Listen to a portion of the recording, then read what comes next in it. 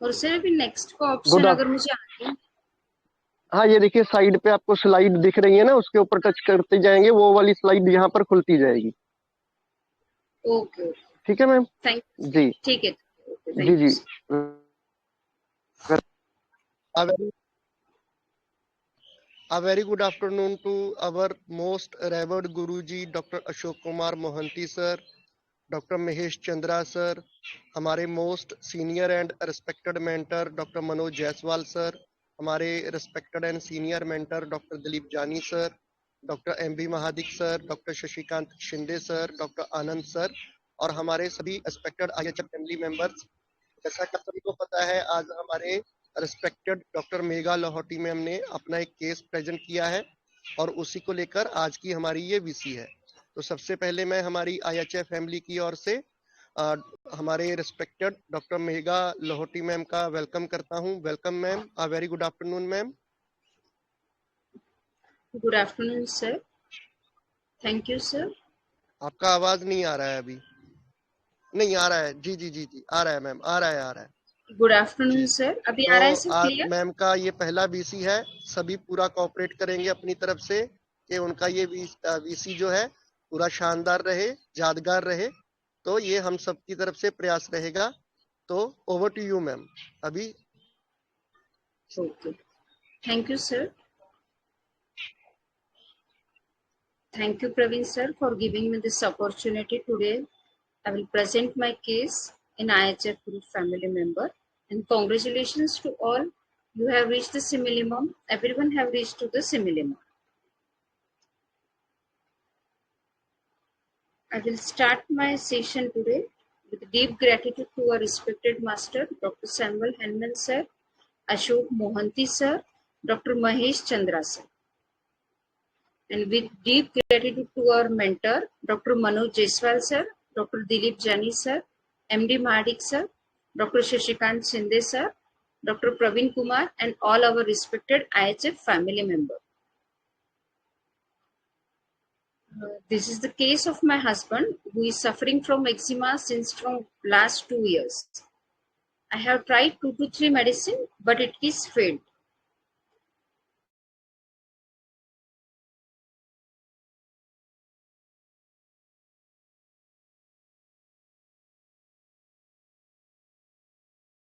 फिर एक दिन उनको बहुत ज्यादा सीवियर ईचिंग थी, तो मैंने उनसे पूछा कि आप एलोपैथिक मेडिसिन क्यों नहीं लेते हो इसके लिए, जबकि वो खुद भी एलोपैथिक प्रैक्टिस करते हैं। तो उन्होंने कहा कोई जरूरत नहीं है। मैंने पूछा ये प्रॉब्लम आपको कैसे,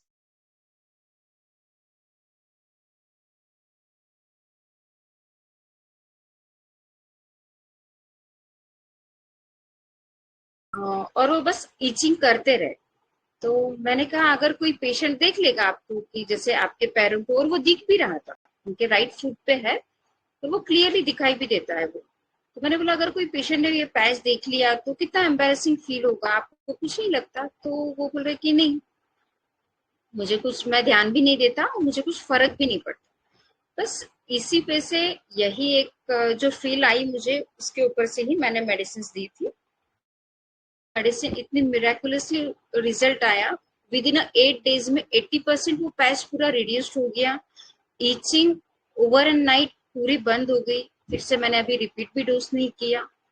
लिटरली अबाउट 15 डेज हो गए उनको मेडिसिन देके, पर अभी तक फिर से रिपीटेशन की भी जरूरत नहीं पड़ी, और अभी तो वो 80% बेटर भी हो गया।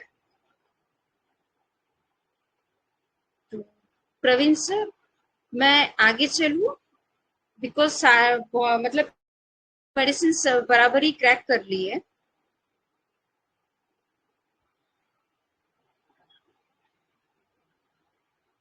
जी मैम, आप कैरी ऑन कीजिए, और इसके बाद फिर वो दूसरा केस जो है वो भी आप बता के फिर उसका हम एनालिसिस लेंगे कि सबका क्या ओके रूब्रिक्स है या मेडिसिन है। ठीक है मैम। ओके ओके, यस, आप जी मैम। सभी ने राइट मेडिसिन कहा है, ये ओपीएम ही है।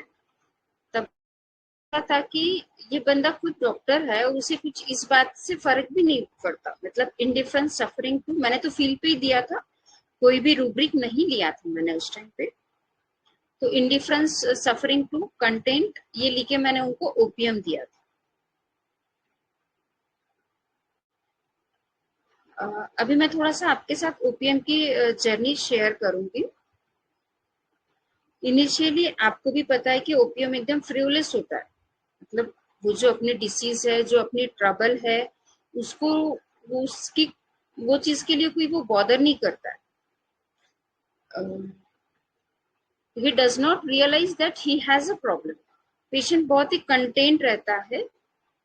तो इसमें ये अपना रूब्रिक आएंगे, content stupefaction arouses with difficulty, but as the problem increases, अगर बोलते हैं कि इसके कि चलो ट्रीटमेंट ले लो, बट स्टिल ओपीएम पेशेंट अपनी प्रॉब्लम को लेकर इंडिफरेंस में ही रहता है। वह सोचता है कि मेरी प्रॉब्लम इतनी बड़ी नहीं है, वह अपने आप या फिर खुद से ही ठीक हो जाएगी, पर उसकी प्रॉब्लम अभी एक थ्रेशोल्ड लेवल से ऊपर नहीं गई है, इसलिए वो ट्रीटमेंट लेने से मना करता है और कोई ट्रीटमेंट भी लेना अवॉइड कर देता है।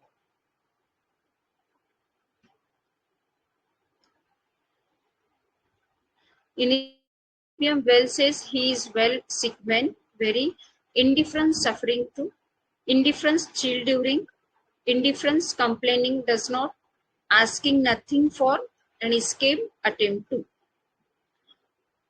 मेरे पास और एक केस है, मेरे पास एक 7 साल की गर्ल भी आई थी जिसको फीवर था, उसकी मदर ही उसको लेके आई थी, और वो जब भी गर्ल आई थी तो वो एकदम साइलेंट थी, चुपचाप अपनी मम्मी के गोदी में पड़े हुए थे। मैंने बोला इसको फीवर है, 102 उसको फीवर भी था। तो मैंने उसके मदर से पूछा कि ये क्या करती है जब भी उसको फीवर बढ़ जाता है। तो मदर ने कहा कुछ भी नहीं, ये खेलेगी खेलेगी और अपना जाके सो जाएगी। तो मैंने बोला चिड़चिड़ करती है या फिर आपको पास बैठने के लिए कुछ ऐसा बोलती है? नहीं बोले, कुछ भी नहीं। जब हम उसको जाके टच करते हैं कि तब पता चलता है कि अरे इसको फीवर आया, ये तो खुद से कभी बोलेगी भी नहीं कि मुझे फीवर आया है, और कोई चीज मांगेंगी नहीं, कुछ नहीं, बस अपना चुपचाप पड़े रहेंगे। तो वहां पे भी मैंने indifference suffering too, asking nothing for content लेके उसको ओपीएम दिया था, और विद इन ओवरनाइट में पेशेंट एकदम वेल सेटल्ड हो गया था। बट ऐसे ही जब वो स्टार्टिंग में जब कंटेंट रहता है तब तक उसकी प्रॉब्लम इतनी बड़ी हुई नहीं रहती, पर जब उसकी वो प्रॉब्लम एक थ्रेशोल्ड लेवल से बढ़ जाती है ऊपर, तब ये पेशेंट बहुत अलर्ट हो जाता है, और अलर्ट होने के बाद ये फियर ऑफ एक्स्ट्रावैगेंस में चला जाता है। ये ओपीएम का किंग पिन रूब्रिक है, फियर एक्स्ट्रावैगेंस। मैंने जब शुरुआत में प्रैक्टिस शुरू की थी तो जब भी पेशेंट बोलता था कि मुझे डर है कहीं बढ़ ना जाए, तो मैं तुरंत ये रूब्रिक अप्लाई करके ओपीएम देती थी, और मेरे काफी फेल्योर्स भी आए। पर जब मैंने इस रूब्रिक को डेप्थ में सोचा, ये तुरंत बढ़ना नहीं है, उसको एक लिमिट के बाहर जब वो डर जाता है, सपोज उसको कोई गांठ और कुछ सिस्ट आ गई, पहले तो वो कंटेंट रहेगा, चली जाएगी, पर जब 2-3 महीने के बाद वो बढ़ रही है और जब वो किसी का सुनेगा या फिर देखेगा, तब उसे लगता है कि अरे कहीं ये कैंसर की तो गांठ नहीं है, तब वो फियर एक्स्ट्रावैगेंस में जाता है।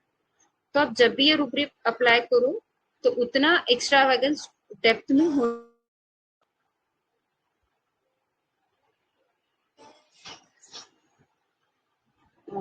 बाद में वो अपनी प्रॉब्लम या फिर अपनी डिसीज की सफरिंग को लेकर वह खुद को ब्लेम करता है जब वो एक्स्ट्रावैगेंस में जाता है, क्योंकि बिकॉज उसकी सफरिंग भी बढ़ जाती है, और उसके बाद वो जागता है कि अरे मेरी ये सफरिंग बहुत बढ़ चुकी है।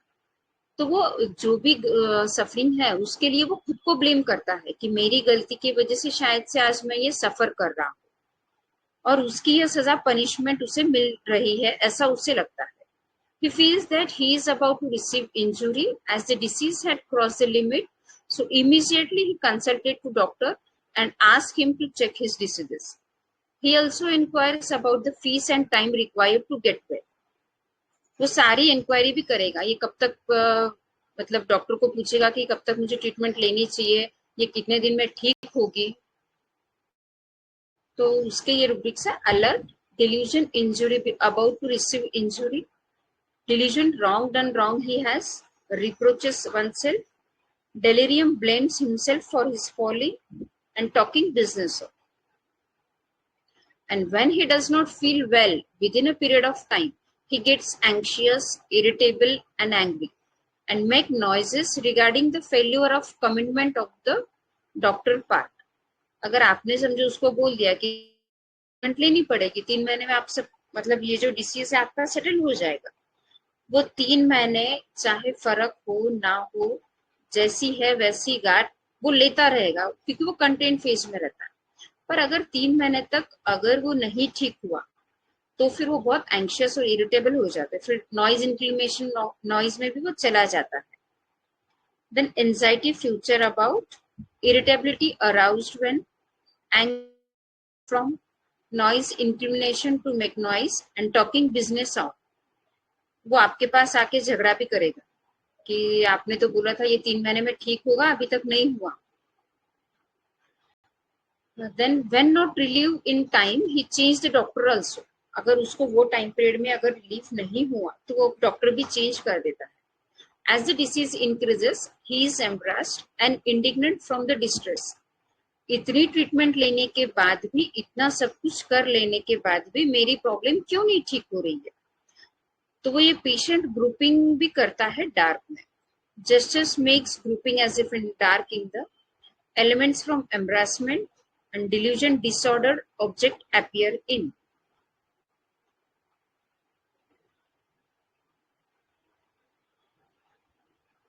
अब वो इरिटेबल होता है, उसको गुस्सा आने लगता है, वो श्रीकिंग भी करता है, वो जेलसी फील करता है कि everybody around is enjoying and he is suffering, he shrieks and weeps with the pen.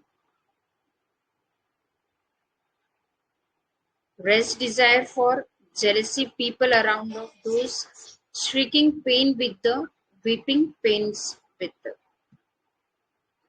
When not recovered, he finally becomes discouraged, despair, and sad. He becomes weary of such distressed life. फिर बाद में ये patient discourage, despair और sadness में भी चला जाता है। ये सारी ओपीएम की जर्नी है। पहले वो कैसे कंटेंट, इंडिफरेंस, स्टुपेफैक्शन में रहता है और बाद में ये पेशेंट जब उसकी डिसीज, उसकी कंडीशन बढ़ जाए तो वो डिस्करेज, डिस्पेयर स्टेट में चला जाता है। अदर रूब्रिक भी है ओपीएम के, जैसे ailments from fright, accident from the sight of an, इसमें सिर्फ 3 ही मेडिसिन है, aconite, calcarea carb and OPM. मैंने ये 1-2 बार ये जो वाला रूब्रिक है इससे अप्लाई किया था, बहुत अच्छे रिजल्ट है क्योंकि इसमें सिर्फ 3 ही मेडिसिन आती है। जब कोई पेशेंट बोले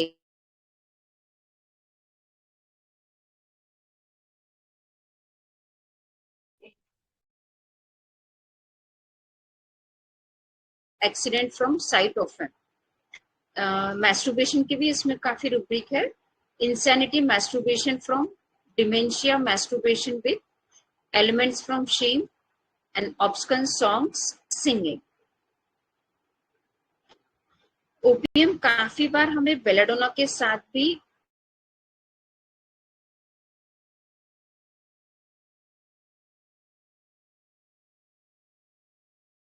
वो लाइट बंदा है, वो लोड नहीं लेना चाहता, तो वो जब उसको सफरिंग होती है तब वो उसको नजरअंदाज करता है क्योंकि वो उसकी मस्ती मजा में रहना चाहता है। पर जैसे ही उसकी डिसीज या फिर सफरिंग बढ़ेगी तो वो डरने लगता है। फिर रेस्ट डिजायर फॉर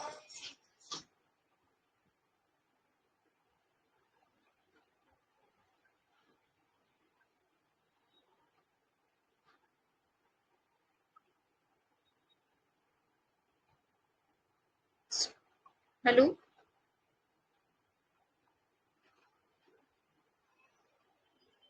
हाँ मैम बोलो, सुनाई दे रहा है। आ रही है क्या आवाज? हाँ आ रही है। Okay okay, thank you.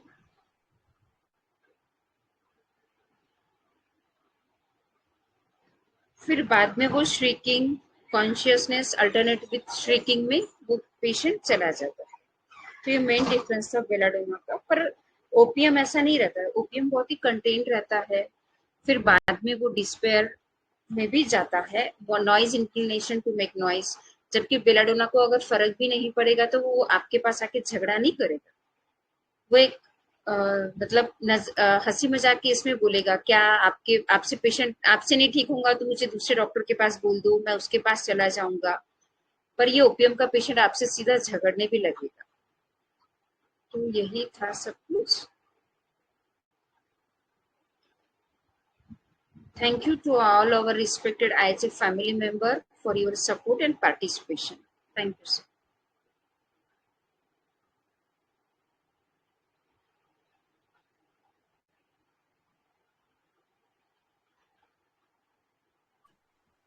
Hello ma'am. हाँ बोलिए। हाँ, आपने बहुत अच्छा ओपीएम को एक्सप्लेन किया और बहुत अच्छे 2 केसेस ओपीएम के बहुत अच्छी तरह हमें समझाए। Thank you boss. फिर भी ये मेरा फर्स्ट पीसी था, मैं थोड़ा सा पैनिक हो गई थी, पर मुझे प्रवीण सर ने बहुत कोऑपरेट किया।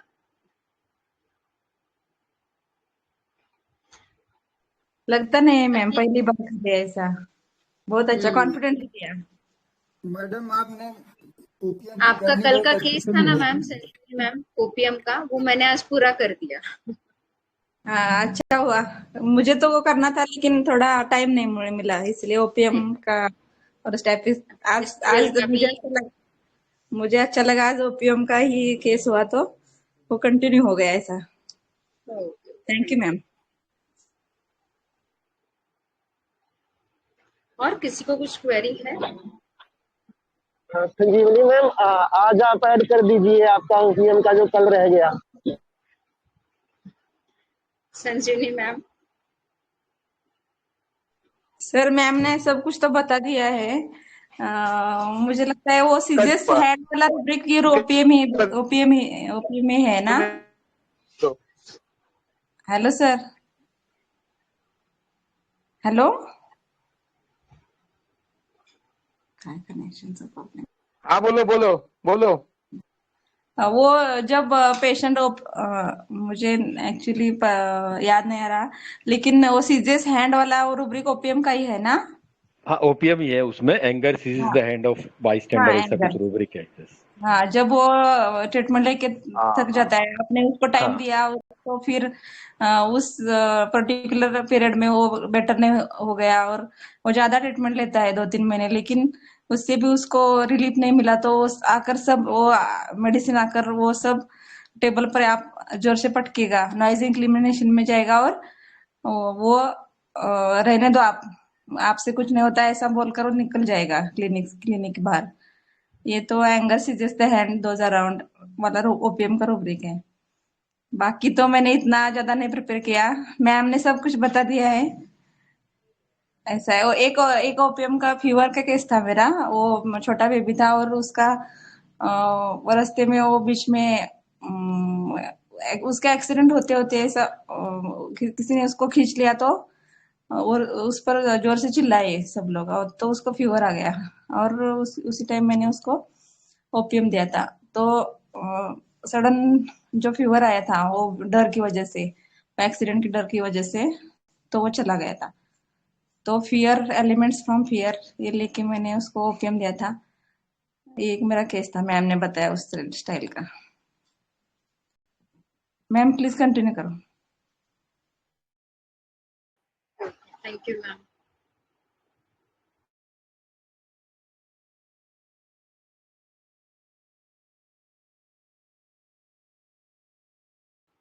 मैं और एक दूसरा केस प्रेजेंट कर रही हूँ। एक गर्ल है 17 इयर्स की, उसको मतलब मेट्रोरेजिया था, कंटिन्यू 3 मंथ से उसको ब्लीडिंग हो ही रही थी। उसने 2-3 डॉक्टर्स को बताया, उसके बाद वो मेरे पास आई। तो जब भी मतलब मेरे पास आई, मैंने उसको पूछा कब से है, तो बोले नहीं 3 महीने से। तो मैंने बोला कैसे तू ये सब कुछ मैनेज करती है? बोले कुछ नहीं, कर लेती हूँ। एकदम वो साइलेंट थी, उसने कुछ नहीं बोला। उससे कुछ मुझे ज्यादा हिस्ट्री भी नहीं मिली। और पर वो लड़की इंटेलिजेंट बहुत थी पढ़ाई में। उसकी मदर ने बोला कि उसको सिर्फ दिन भर पढ़ाई पढ़ाई, बस वो उसकी स्टडी करेगी उसका तो मैंने बोला बाकी भाई बहनों के साथ इसका रिलेशन कैसा रहता है? तो बोले कुछ नहीं, ये सबका सुनेगी। छोटी जो सिस्टर है, ब्रदर है, वो तो भी मस्ती करेंगे, मारेंगे, पर ये कभी कुछ नहीं करती, ये बहुत साइलेंट है। अगर तो फिर मैंने बोला और तो उसकी मदर ने बोला कि उसको बस कुछ नहीं, बस दिन भर पढ़ाई करती है और इसको बस अपनी चीजें, अपना सामान, मतलब वो उसका जो माहौल है वो सब तरफ से उससे कोई हाथ नहीं लगाए, अगर लगाए तो सिर्फ बोल देती है कि एक बार क्यों हाथ लगाया, अदरवाइज वो नॉर्मल हो जाती है जल्दी से। तो मैंने बोला बहुत जल्दी डरती है क्या किसी को, मतलब घर में किसी से? नहीं, बोले ऐसा तो कोई नहीं, हाँ पर मैं थोड़ी सी स्ट्रिक्ट हूँ, तो मेरी कोई भी बात मानेगी। अगर मैंने बोला उसको कि चाय लाके दो, तो वो तुरंत, कितना भी उसकी स्टडी रहो, होमवर्क रहो, तो वो उठेगी और मेरे लिए चाय बना के लाके दो। बस इसी मतलब इसके ऊपर मैंने उसको मेडिसिन दिया विदाउट एनी रूब्रिक। बहुत अच्छे रिजल्ट है। और आप सब लोग अपने अपने एनालिस्ट दे सकते हो।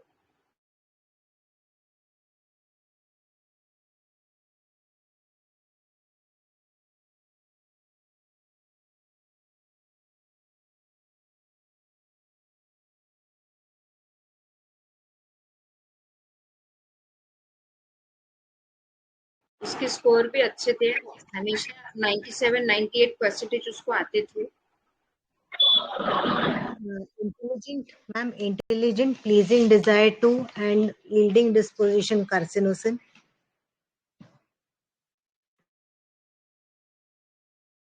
बहुत अच्छा।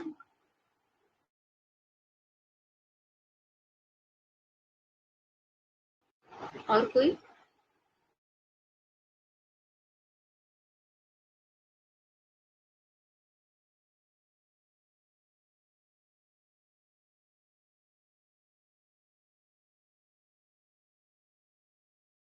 उसे नहीं लग रहा मैम। जी बोलिए।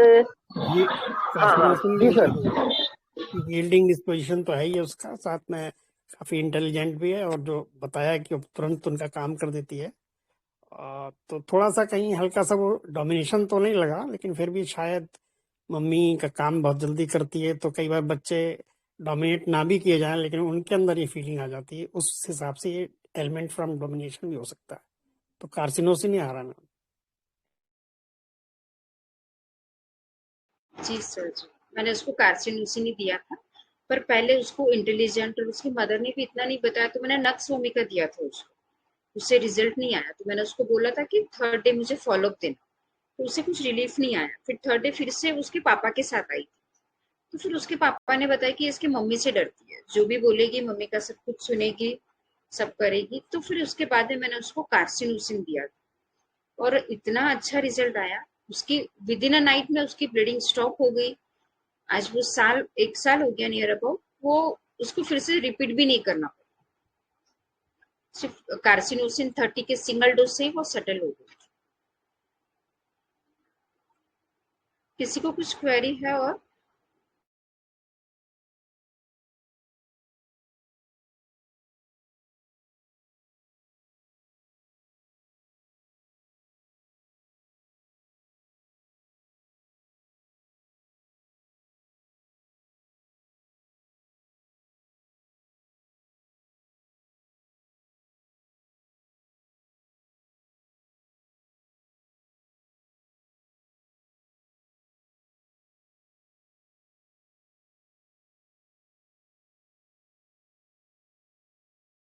को कोई क्वेरी है तो पूछना प्लीज। Ji ma'am. मैम आपने जो बताया ना फियर एक्स्ट्रा वेगेंस में कि जो इसकी जो लिमिट क्रॉस हो जाएगी उसके बाद से ये कंप्लीट करेगा, नॉइज इंक्लिनेशन टू नॉइज में जाएगा, तो ये लिमिटेशन मतलब किसी का सुन के आएगा तो करेगा, या किस तरीके से मतलब ये होता है एक्स्ट्रा वेगेंस वाला? जैसे आपने बोला ना तब तक कंटेंटेड है, उसके बाद ही वो फियर एक्स्ट्रा वेगेंस में जाता है, तो ये किसी का सुन के मतलब सुन के आता है फिर होता है, तो हम जैसे रेस्टॉक्स में भी कंफ्यूज हो सकते हैं उसमें कि भाई सुपरस्टिशियस है, सुन के आया है इसकी वजह से, तो ये किस तरह से हम डिफरेंशिएट कर पाएंगे in context to OPM? Ma'am ये सुन के एक कई बार आ भी सकता है, पर उससे ज्यादा अगर उसको कोई स्वेलिंग है या फिर ट्यूमर है, पहले उसके पास ध्यान नहीं देगा, पर जब सडनली वो इतना बढ़ जाएगा कि उसे लगेगा कि नहीं अब तो मुझे दिखाना ही चाहिए, ये अपने आप से खुद से नहीं कम हो रहा है, वो जब उसका थ्रेशोल्ड लेवल, वो जो कंटेंट नेचर जब टूटता है, तभी वो फियर एक्स्ट्रावेगेंस में जाता है। जब उसे लगता है कि नहीं अब ये खुद से ठीक नहीं होगा, मुझे डॉक्टर के पास दिखाना ही पड़ेगा, तब वो भाग के आता है आपके पास। तब ये रूब्रिक अप्लाई होता है कि फियर एक्स्ट्रावेगेंस। और दिलीप सर, आप और थोड़ा एक्सप्लेन कीजिएगा सर।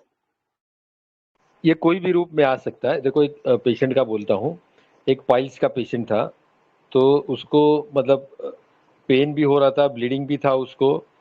तो जो होम्योपैथी का एक चेन ऑफ क्लिनिक है, उसके पास से मेडिसिन ले रहा था। कम से कम 4-5 महीना हो गया था। तब तक मतलब वो मेडिसिन ले रहा था। तो एक टाइम उसकी वाइफ ने बोली उसको कि अभी 4 महीना हो गया, तेरे को कुछ आराम तो है नहीं। तो फिर उसको मतलब दिमाग में लगा कि नहीं यार, सही बात है। फिर जाके वहाँ पे बोला कि 4 महीना हो गया, इतना में पैसा बर्बाद हो गया, इतना सब, मेरे को आराम तो कुछ है ही नहीं। और उसको फिर आउट ऑफ इंडिया भी जाना था। तो लास्ट में 15-20 दिन पहले मेरे पास आया था कि आप भी होम्योपैथिक तो देते हो, तो फिर अभी आप ही एक काम करो, चालू कर दो। तो अभी तक वो मतलब बेड में पड़ा था या कंटेंट में पड़ा था, अपन सोच सकते हैं। लेकिन यहाँ से उसका जो है ना एक्स्ट्रा वेगेंस यहाँ से टूटा उसका। और मेरे पास आया कि इतना टाइम हो गया, इतने टाइम उधर दवाई भी लिया, आराम नहीं पड़ा, मेरा पैसा इतना बर्बाद हो गया, इतना मैंने खर्चा भी किया, लेकिन कुछ फ़ायदा नहीं हो गया। तो यही मैं रूब्रिक लिया था, फियर एक्स्ट्रा वेगेंस और टॉकिंग बिजनेस। तो ये देख के उसको ओपीएम दिया था। तो ऐसा जरूरी नहीं है, उसको भी फील हो सकता है या आईपीआर उसको बोले जब भी उसको महसूस होता है, ऐसा भी हो सकता है। ठीक है। Hello sir. सर रस्टॉक्स का एक रूब्रिक है, fear thinking sad things of. तो सर इसको किस तरीके से अप्लाई करेंगे, कुछ इसके बारे में बता सकते ये रूब्रिक अभी तक तो मैं अप्लाई किया नहीं। कौन सा रूब्रिक है सर? हैं? Thinking sad things of. Thinking of sad things, frankly अभी तक ये अप्लाई किया नहीं है कभी। जो रूब्रिक हम लोग अप्लाई किया है, तो उसके बारे में हमें और कॉन्फिडेंट रहता है, मालूम रहता है। ये अभी तक अप्लाई नहीं किया हूँ कि कैसा मीन्स ये रूब्रिक पेशेंट के लिए अप्लाई करने का। ओके।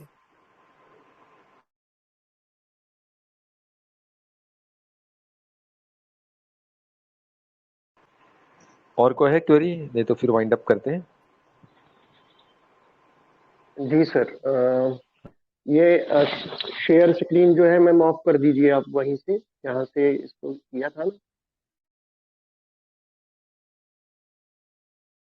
वहीं पर क्लिक कीजिए और वहां पर अभी स्टॉप शेयर स्क्रीन का ऑप्शन दिखा रहा होगा।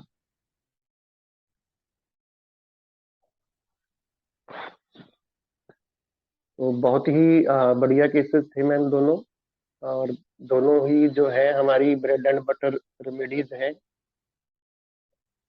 बहुत ही पेशेंट, हमारे पास ढेर सारे पेशेंट इन मेडिसिन के आते हैं। तो जैसा कि आज मेगा मैम की पहली बीसी थी, और सब कितना अच्छे से कितना बढ़िया से ये बीसी हुआ है, कोई बोलेगा भी नहीं कि उनका ये पहला बीसी है। तो इसी तरह मैं हमारे दूसरे जो रिस्पेक्टेड आईएचएफ फैमिली मेंबर्स हैं उनको भी रिक्वेस्ट करना चाहता हूँ कि आप लोग भी आगे आइए, अपने केसेस को प्रेजेंट कीजिए।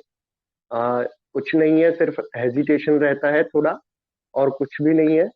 तो आप भी बहुत इजीली ये सब कर पाएंगे। तो ऐसा करने से ही जो अच्छे अच्छे टैलेंटेड होम्योपैथ हैं वो आगे आएंगे, फ्यूचर के हमारे मेंटर बनेंगे। तो जहाँ तक ओपीएम का सवाल है, तो यहाँ पर थोड़ा सा ही मैं इसमें एक ऐड करता हूँ कि एडमोनिशन एग्रेवेट में भी ओपीएम है। तो उसको एडमोनिशन से भी एग्रेवेशन होती है। अगर कोई उसको एडमोनिश कर देता है, बुरी तरह से डांट देता है, तब भी उसे बुखार, बच्चों में खासकर आप देखेंगे कि मदर या फादर ने बच्चे को बुरी तरह डांट दिया तो वो बीमार हो गया, उससे फीवर आ गया, तो वहां पर भी, और उसके बाद वो फिर चुपचाप लेटा है बिना कोई कंप्लेन किए। तो ऐसे केसेस में भी आप ओपीएम को अपने माइंड में जरूर रखिए।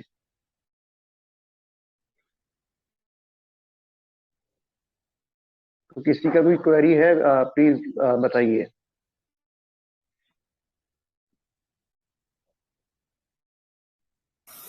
सर अगर हो सके तो सर बेलाडोना से 30D करते हैं कि कैसे बेलाडोना इसमें समझ पाए सर। देखिए सर, बेलाडोना और ओपीएम दोनों में देखा जाए तो बहुत डिफरेंस है। बेलाडोना का बोलने का स्टाइल जो रहता है वो बिल्कुल डिफरेंट रहता है ओपीएम से। ठीक है, ओपीएम नेम में नहीं है, क्रेडुलस में नहीं है, लेकिन बेलाडोना है। तो बेलाडोना बेल्स की रेमेडी है और ओपीएम कंटेंट की रेमेडी है। ठीक है, ये कंटेंटेड रहता है, संतुष्ट रहता है, जो जैसा हालात है उसी में ये मजे में रहता है। बेलाडोना अपनी बेल्स में रहता है और फ्रिवुलस रहता है, चीजों को जितनी सीरियसली लेना चाहिए उतना सीरियसली लेता नहीं है। और ओपीएम क्या है, कंटेंट होने के चलते इनडिफरेंट रहता है, उसको पता रहता है कि हाँ उसको प्रॉब्लम है, लेकिन वो अपनी सफरिंग की तरफ ध्यान नहीं देता है। जैसा कि मैम ने बताया, फिर एक टाइम के बाद उसको धीरे धीरे ये फील आने लगता है कि मेरी प्रॉब्लम तो ये ठीक ही नहीं हो रही है। फिर वो फियर एक्सट्रावेगेंस में जाता है, फिर उसमें एक इरिटेशन भी देखने को मिलती है। फिर जैसे मैम ने बताया, noise inclination, inclination to make noise. तो जैसे मेरा एक पेशेंट था कि उसको पिंपल्स आ रहे थे, 3-4 महीने से आ रहे थे। ठीक है, तो वो निकल रहे थे, ठीक हो रहे थे, फिर निकल रहे थे, ठीक हो रहे थे, फिर नए आ जा रहे थे, इस तरह से हो रहा। तो जब उसने मेरे को ये बोला था ना, तो उसकी टोन में एक इरिटेशन थी कि ये तो निकलते ही आ रहे हैं, ये अब ऐसे ही निकलते रहेंगे, ये ठीक नहीं होने वाले हैं, ये तो बढ़ते ही जा रहे हैं। ठीक है, तो इस तरह का था उसका कि अभी उसको क्या था, फियर एक्स्ट्रावेगेंस में आ गया था कि 3-4 महीने हो गए, ये ठीक ही नहीं हो रहे हैं, उल्टा और निकल आते हैं और निकल आते हैं। तो वो फियर एक्स्ट्रावेगेंस में चला गया था। तो वहां पर मैंने उसको ओपीएम दिया था। बेलाडोना बिल्कुल अलग है, बेलाडोना आपको बेल्ट दिखाएगा अपनी, या फिर जब तक वो एक स्टेट आता है जो उसका एंग्विश का स्टेट रहता है, उसमें जब तक वो लैंड नहीं कर जाता तब तक वो बेल्ट में रहता है, तब तक फ्रिवुलस रहता है, तब तक लाइट रहता है, उसको बर्डन लेना नहीं है। ठीक है, वो मतलब डीप में नहीं जाता है, क्योंकि उसका बेसिक नेचर ही लाइट रहना है, फ्री रहना है, बर्डन फ्री रहना है। तो वो चीजों में ज्यादा घुसता नहीं है।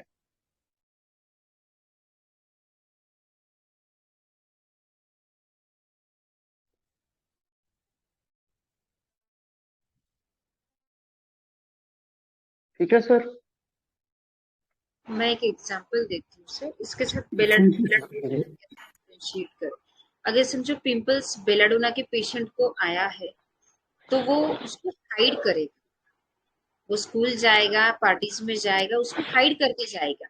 जबकि ओपीएम कहीं जाएगा भी नहीं, जाना भी पसंद नहीं करेगा, वो घर में ही बैठा रहेगा, ना कॉलेज जाएगा, ना स्कूल जाएगा, ना पार्टीज में जाएगा।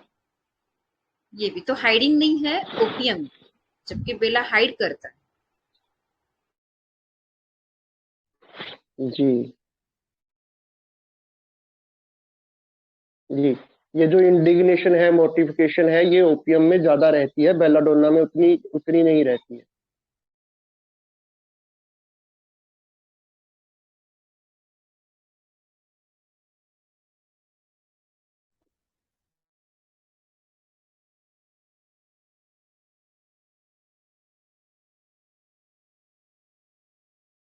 जी, और बताइए तो या फिर हम वाइंड अप करें?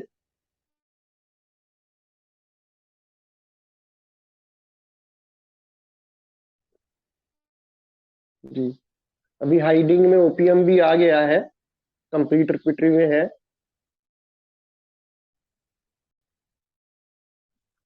चलिए ठीक है, तो deep gratitude to our respected doctor Megha Lahoti ma'am. OPM का और कार्सिनोसिन का दोनों ही केसेस बहुत बढ़िया थे मैम, बहुत अच्छे से आपने प्रेजेंट किया, और बहुत अच्छे से ओपीएम को एक्सप्लेन भी किया है आपने, उसके ऑलमोस्ट सभी इंपॉर्टेंट रूब्रिक्स को कवर किया है, उसकी फील को कवर किया है, बहुत अच्छे से सब बताया है। तो हमें ज्वाइन करने के लिए हमारे respected and senior mentor doctor Dilip Jani sir, doctor M B Mahadik sir उनका बहुत बहुत आभार हमें ज्वाइन करने के लिए, और deep gratitude to our all respected IHF family member, आपने सपोर्ट किया और पार्टिसिपेशन किया। Deep gratitude sir, thank you sir. जी वेलकम।